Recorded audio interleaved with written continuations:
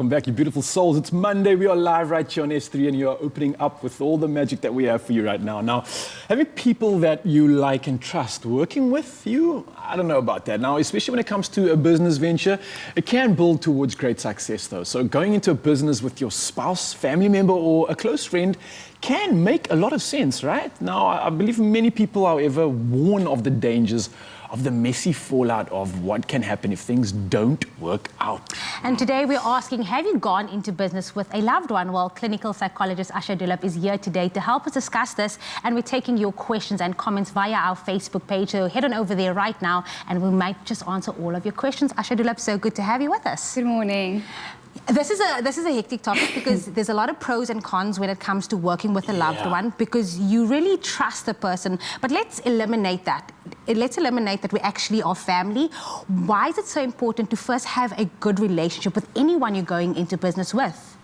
Well, our business relationships really define our sense of who we are. So it extends to, anything that is good. Any good partnership means there's success, and with success there's grounding, there's thriving. We create great businesses, which create great societies, great nations. So it does start with that trust, with that foundation of something solid, just for that momentum and for a good standing in society as a whole. Yeah, now, I mean, that's a general plot, I would guess, when it comes to any relationship. But when you're looking at family specifically, and I've seen some examples where it really works well, whether it's a cousin, a brother, maybe a wife or spouse, but what are some of those benefits to being in business with a family member, and how do we make sure that we actually get it right? Because let's be honest, it's a very tight line you're walking when you're doing something like that. Yeah, I think that when we're looking at a business partner, maybe we should look at it as, similar to how we choose to marry someone is how we choose a business partner. So you really need to know the person well. I mean, you won't just go into business with someone that you've just met, like similar to someone that you've just met dating. So if you marry someone, similarly to a business partner, you trust that person. There's a sense of knowing each other well. There's the power of speaking one's truth. There's complete transparency. There's no pretentiousness. And if we have those basics in hand, we can have a thriving business. There's so much that one needs to consider in a solid business relationship. But trust is important, transparency is important, being able to really know one's boundaries and one's roles in a relationship is important. Usually that gets quite crossed when it comes to business and family. It's almost like a salt and pepper approach, The salt can be the family, the pepper can be the business. You need to separate them and say, okay, if the salt's the family, let's just take that away and deal with the pepper. And once that is done, bring the salt back and say, hey, I love you, you're my family member, we can now talk again. We can mix. It can make sense, yeah. I love you mentioned boundaries, because I think that is something that's very important when it comes to those relationships, and also being very honest and transparent with the other person. But when it comes to boundaries, how do we set that with our family? Because it's so easy to get emotionally attached when you are in business with someone. We're like, I had a bad day and I'm bringing all of this baggage with me into this. Yes. But how do we separate the two? So we need to be able to understand that the business is the logic side and family is emotions. And we need to understand and have clear expectations on what we expect from each setting. The expectations is important, and having a good, clear communication up front. And very often it's very important to have maybe legal contracts done, and everything done in writing. It can save you a lot of hassles going forward. So getting experts in to guide you to mediate processes where conflicts may arise is always very, very helpful. To be honest with you, just my take on this already, it sounds very much like entering into this bond, this unification and a marriage. It literally sounds like a marriage. Everything you're saying, it sounds like you need that, you need communication, you need transparency. It seems like these are aligning principles, I'd imagine. Definitely. Like I said earlier, it's like if you really think about how you're going to choose to marry someone, it's similar. And if you look at the pitfalls of any relationship, if in a marriage, if there's cheating, lying, stealing, similar in a business relationship, if that happens, we need to then re-look at the relationship, and that's why the contracts come in. That's why we have marriage contracts, that's why we have business contracts. So similarly, when there's a good knowing of each other, and that's really about asking questions. Let's look at one's values. What do we value in each other? What are our goals and dreams? What is your vision for this business relationship?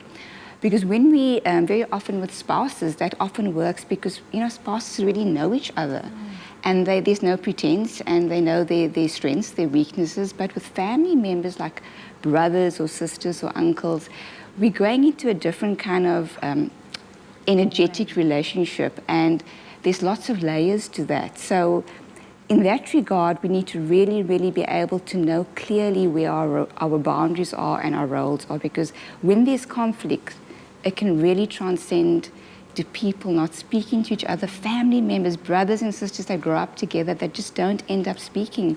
And it actually goes into generations where their children don't end up speaking because of a bad business relationship that has gone wrong. Oh, it sounds very, very daunting. And of course, you, Mzansi, if you're at home and you're involved with some family as well, then you want to stick around because we're going to be chatting to Asha a little bit later and figure out how you can stop yourselves from ending the family altogether by staying in business. It's my feel-good breakfast show.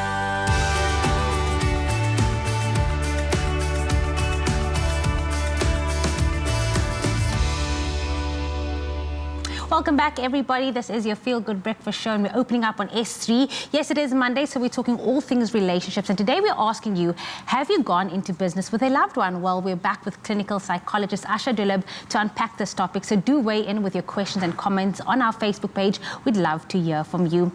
Asha, before the break, we were speaking about, the good side to it, the bond that you can create. Let's go to the risks involved when you get into business with someone close to you. So the risks, the first thing is money. A lot of the disputes revolve around money. So you could lose a lot of money that you've invested in a business with a family or friend. And of course, you could lose the bond of that unique friendship or family relation that you've had, which, as I say, extends to various aspects of one's life. So, and of course, it's the structural versus the relational. And, the structure is all the rules, the formalities, the written agreements, but the relation is the feelings and the behaviors. And that's what gets affected. The relationship that is completely broken down. And, so often we use emotion when we are excited and we want to start a business and we trust the person, and then and when things sort of just break down, it ends up in a very, very bad state of affairs. So we need to be using more logic when we are looking at the business dealings, and less emotion, and try and really find that balance. I like that. And I mean, continuing the theme of logic, looking at something logically, it would make sense, obviously, to, like you mentioned earlier, have these sort of internal agreements, and especially when it comes to things that don't really work out. And often you get the example or the situation where things, like Jamie says, we're talking about the ugly side, the business maybe doesn't work out. Yes. What is the risk of not having that agreement in place, and why do you reckon maybe it's important to possibly, I'd say, involve a professional, maybe someone like a lawyer? Very important to involve the expertise of lawyers, of accountants, to guide those kind of transactions. And it keeps away from the dynamic of the business relationship and the partnership itself between two people. Because of course, again, there's so much loss at stake. If the business goes down, people can become reactive and they can blame the other partner, and it can get just really very ugly. And we get situations where there's lawsuits, unfortunately, which takes a lot of energy and a lot of emotion. And like I said earlier on, we go into business with emotion, and then when there's a lawsuit, that's where the logic comes in, and it should be the other way around. So really just taking heed of every step in the transaction. Have everything done in writing.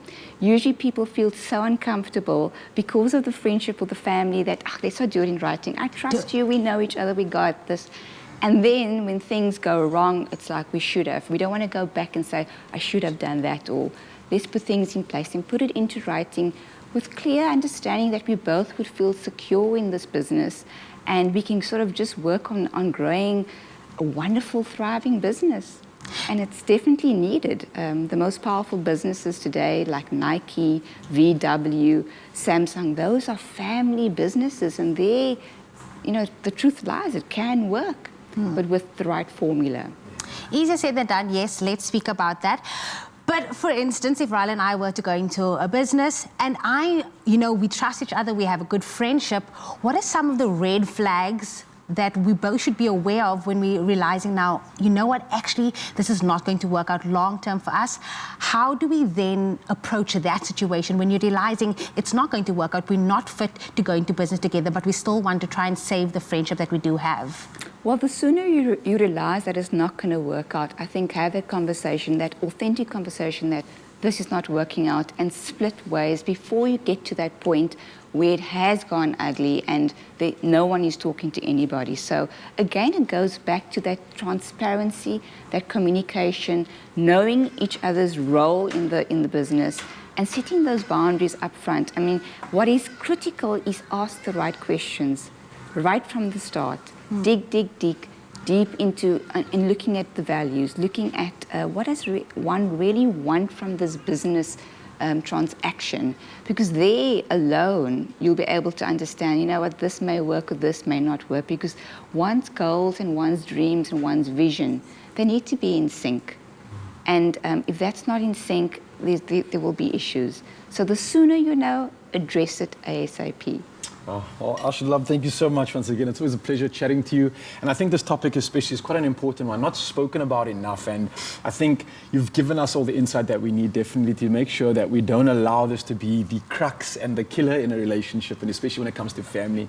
So thank you for that. And I wish you, Mzansi, the best of luck if you are looking at planning or starting a business. Maybe get in touch with Asha. She might help you with any of the warning signs before you do. But good luck on your journey. Make sure that you're aligned. Make sure that it's a shared vision and that's a beautiful goal that you both, or however many of you involved in that company, can achieve together.